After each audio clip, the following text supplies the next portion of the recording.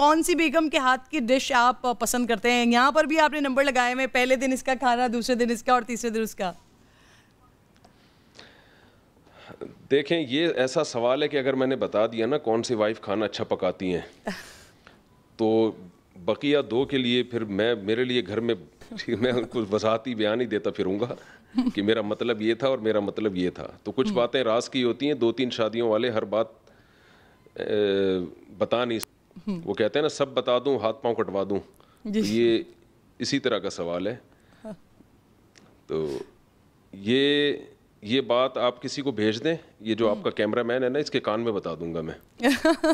صحیح ہے، صحیح. 3 شادیوں 4 شادیوں والے بیانات ہیں اس میں، تو تمام نوجوان جو ہے نا وہ آپ کے پیچھے ہیں. بالکل سب جس سے بھی کوئی بات کرو تو آپ کا کوئی بیان اٹھا کے دکھا دیتا ہے. تو میں چاہتی ہوں ذرا آپ یہ جو آپ کی باتیں سن کر پھر شوق بھی رکھتے ہیں کہ اسی سنت کو بس ادا کر دیا جائے، تو ان کو ذرا یہ تو بتائیں کہ جب آپ 3 اور 4 شادیاں کرتے ہیں تو پھر اس میں کتنا اخراجات کتنے ہوتے ہیں، خرچے کتنے ہوتے ہیں، پھر آپ اپنی پرسنالٹی کے حوالے سے بھی بتائیے کہ آپ کیسے مینج کرتے ہیں. دیکھیے جب بھی کسی حکم کو آپ ادھورا لیں گے نا، اسلام کا حکم، میں ایک چھوٹا سا چٹکلا سنا دوں آپ کو، ایک زبردست. ایک شخص انٹرویو کے لیے گیا تو دیکھا کچھ مزدور کام کر رہے ہیں. ایک گڑھا کھود رہا ہے درخت کے لیے نا، اور گڑھا کھودتا ہے مٹی باہر نکالتا ہے تو دوسرا اس میں مٹی ڈال کے اس گڑھے کو بند کر رہا ہے. تو یہ حیران ہوا یار ایک گڑھا کھود رہا ہے دوسرا اس کو بند کر رہا ہے. تو پوچھا کہ یار یہ تم کیا کر رہے ہو؟ تو پہلے نے کہا بھائی مجھے گورنمنٹ نے ذمہ داری لگائی ہے کہ یہاں ایک درخت کا ایک پروجیکٹ ہے، اتنے 1000 درخت لگانے ہیں یہاں پہ، تو میں درخت لگانے کے لیے میں گڑھا کھود رہا ہوں. دوسرے سے کہا تمہارا کیا کام ہے؟ اس نے کہا میرا کام ہے جب گڑھا کھد جائے تو اس کو پھر مٹی سے بھر دینا. تو کہا ہے اور درخت والا کہاں ہے؟ انہوں نے کہا وہ چھٹی پہ گیا ہوا ہے. تو جب بھی کسی کام کو آپ کمپلیٹ نہیں کرتے، آدھا کام کرتے ہیں آدھا نہیں کرتے، تو یہی حشر ہوتا ہے کہ محنتیں ضائع ہوتی ہیں. تو اسلام نے اگر 2 یا 3 یا 4 شادیوں کی اجازت کیا بلکہ ترغیب دی ہے، تو اس میں عدل کی شرط اللہ نے لگائی ہے. وَإِنْ خِفْتُمْ أَلَّا تَعْدِلُوا فَوَاحِدَةً أَوْ مَا مَلَكَتْ أَيْمَانُكُمْ. اللہ نے فرمایا اگر 2 کے حقوق ادا نہیں کر سکتے تو پھر ایک پر اکتفا کرو، بلکہ ایک کے حقوق بھی ادا نہیں کر سکتے تو پھر ایک کی بھی آپ کو اجازت نہیں ہے. تو یہ جو ہے نا کہ کتنی ارننگ میں کتنی بیویاں پالی جا سکتی ہیں، اس کا تعلق اس سے ہے کہ آپ کس خاندان کی عورتوں سے نکاح کر رہے ہیں. اگر آپ کی ارننگ 1 لاکھ ہے تو آپ ایسی لڑکی سے شادی کریں جس کے باپ کی ارننگ یا جس کی ارننگ 50,000 ہو، آپ اس کے حقوق آرام سے ادا کر سکتے ہیں. لیکن مفتی صاحب اگر آپ کی ارننگ 10,000 ہے تو آپ ایسی باپ سے کمپیریزن کر رہے ہیں سر، تو بہنیں جو ساتھ ہوتی ہیں وہ تو اپنی چیزیں بھی شیئر کر لیتی ہیں، بیویاں یہاں پر تو آپ کہہ رہے ہیں اگر ساتھ ساتھ رکھ لی تو مسئلہ ہو جائے گا. تو یہ کمپیریزن سر کیسے ہوگا؟ نہیں، دیکھیں بیویاں 3 یا 4 کا مطلب یہ ہوتا ہے کہ آپ کس خاندان سے لا رہے ہیں نا. ہر عورت کا اسٹینڈ دیکھیں، قرآن مجید میں اللہ تعالیٰ کے ارشاد ہے عاشروہن بالمعروف. جو بیویوں کے اللہ نے جو حقوق بیان کیے نا اس میں عرف کا دخل ہے، اور فقہا نے جو اس کی تفصیل بیان کی ہے کہ آپ جس اسٹینڈرڈ کے گھر یعنی جس لڑکی سے آپ شادی کر رہے ہیں اس کا لائف اسٹینڈرڈ کیا ہے. مثال کے طور پر آپ ایک ایسی لڑکی سے شادی کرتے ہیں جس کے گھر میں نوکر کام کرتے ہیں، وہ لوگ ان کے ہاں گھروں میں عورتیں کام کرتی نہیں ہیں، یعنی ان کا معیار زندگی اتنا بلند ہے. تو علماء نے لکھا ہے کہ پھر شوہر پر لازم ہوگا کہ وہ بیوی کے لیے کسی خادم کا انتظام کرے، کسی نوکر کا انتظام کرے. یعنی اگر وہ نوکر کا انتظام نہیں کرتا تو وہ ظالم کہلائے گا، وہ یہ سمجھا جائے گا کہ وہ بیوی کا حق ادا نہیں کر رہا ہے. اچھا مفتی صاحب، کیونکہ آپ کے پاس 4تھی ویکینسی ابھی خالی ہے سر، تو مجھے بتائیے کہ اگر موقع ملتا ہے آپ کو کسی سے 4تھی شادی کا، تو اگر میں آپ کو آپشن دوں ان میں سے کن کو چوز کریں گے آپ؟ میرا، عائشہ عمر، صبا قمر یا پھر مہوش حیات؟ تینوں کو تو میں جانتا نہیں، پہلی والی کا نام سنا ہوا ہے میں نے. تو میں تو دیکھیں جی مولانا ٹائپ کا آدمی ہوں میں، تو ظاہر ہے پردہ، نماز، ان سب چیزوں کو ترجیح دوں گا سب سے پہلے. تو ان میں سے جو شرعی پردہ کرتی ہو، 5 ٹائم کی نماز کی پابند ہو، تو مجھے بتا دیں. ویسے سرحد پار ایسا بھی ہوا ہے مفتیان کرام نے کچھ میڈیا انڈسٹری کی خواتین سے شادی کی ہے اور پھر ان کو باپردہ بنا دیا ہے. دیکھیں باپردہ بنانا اتنی ٹینشن، میں پہلے اتنی ٹینشنوں میں گھرا ہوں، مجھے تو ریڈی میڈ چاہیے باپردہ. ٹھیک ہے، ریڈی میڈ نمازی جی، ٹھیک ہے. اچھا، بنانے کی ٹینشن کا ٹائم نہیں. صحیح. علامہ صاحب اب ویسے عالم بننا مشکل ہے یا وہ شوہر جس کی بیگم خود تعریف کرے؟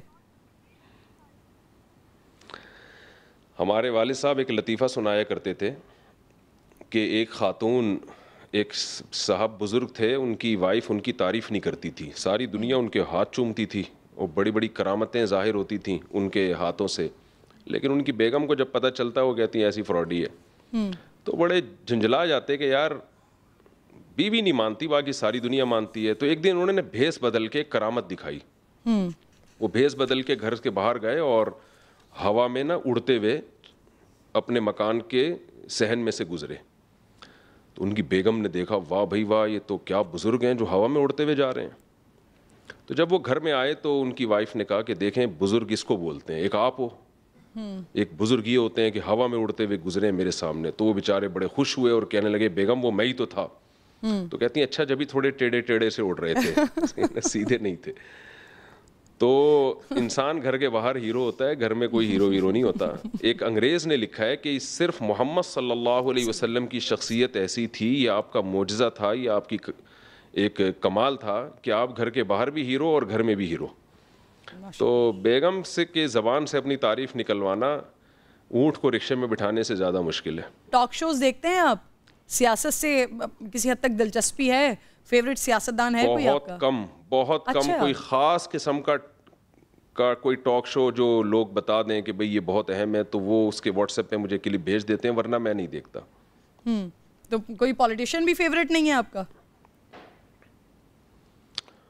آج کل عمران خان بنا ہوا ہے لیکن اس پہ بہت اعتراض ہوتے ہیں، ذرا سی تعریف کر دوں تو ساری دنیا میرے خلاف ہو جاتی ہے، آپ عمران خان کی تعریف کر رہے ہو۔ حالانکہ میں عمران خان کی جب تعریف کرتا ہوں تو میرا مطلب یہ نہیں ہوتا کہ دوسرے غلط ہیں یا دوسرے خراب ہیں، یہ ایسا ہی ہے جیسے کسی ایک بیوی کی آپ تعریف کرو نا تو سوکن کو تکلیف ہوتی ہے، وہ سمجھتی میری برائی کر رہا ہے تو پولیٹیشین میں بھی کچھ ایسا ہی ہے۔ فلمیں وغیرہ دیکھتے ہوں گے پہلے کبھی، اور کسی کی اداکاری پسند تھی آپ کو؟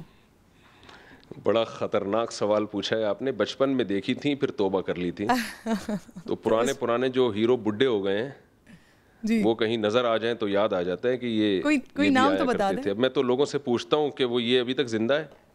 وہ ابھی کوئی دلیپ کمار کے مرنے کی اطلاع آئی، میں کہیں دوستوں کے پاس بیٹھا ہوا تھا تو انہوں نے کوئی نیوز چلا دی کہ دلیپ کمار کا انتقال۔ میں نے کہا یار یہ ابھی تک زندہ کیسے ہے، اس کا تو انتقال معذرت کے ساتھ کہنا نہیں چاہیے کسی کے بارے میں، یعنی یہ تو ہمارے بچپن کا ہیرو ہے، یہ ابھی تک چل کیسے رہے تھے۔ اچھا مجھے بتائیے کہ قوالی وغیرہ یا صوفیانہ کلام پسند ہے آپ کو؟ نہیں،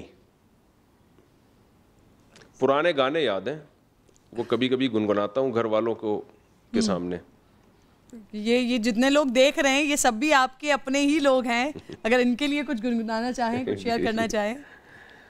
نہیں، علماء مسئلہ بیان کرتے ہیں کہ شوہر بیوی کو گانا سنا سکتا ہے، بس اسی فتوے پر عمل کرتے ہوئے کبھی کبھار گھر والوں کو کوئی پرانا گانا سنا دیتا ہوں جو مجھے یاد ہے۔ مجھے بتائیے مولانا طارق جمیل صاحب کو ہم دیکھتے ہیں، ان کی بھی فالوئنگ ہے، ان کو بھی ماشاءاللہ لوگ بڑی محبت کرتے ہیں، سنتے ہیں۔ جو شوبز کی شخصیات ہیں وہ ان کے ذاتی مراسم ہیں، مولانا صاحب سے لوگ ملتے ہیں، ان سے ان کی شفقت حاصل کرتے ہیں۔ آپ کے بھی ہیں اس طرح سے لوگوں کے ساتھ تعلقات؟ میرے اصل میں تعلقات تو ہیں لیکن میں زیادہ لفٹ نہیں کراتا، اس کی وجہ میرے اندر یعنی میرا اپنا قصور ہے، میرے پاس ٹائم نہیں ہے۔ اب آپ دیکھیں ایک آدمی کی ترتیب ایسی ہو، وہ جم بھی ہو، جاگنگ بھی ہو، نماز بھی پڑھانا ہو، پھر میں جامعۃ الرشید میں پڑھاتا بھی ہوں، وہاں ٹیچر بھی ہوں، تو اس کے بعد ملاقاتوں کا ٹائم نہیں بچتا۔ مولانا طارق جمیل صاحب کا تو بڑا ظرف ہے، وہ تو بہت ٹائم دیتے ہیں لوگوں کو، اور اسی وجہ سے اللہ نے ان کو بہت ترقی بھی دی ہے اور ان سے اللہ نے دین کی خدمت بھی بہت لی ہے۔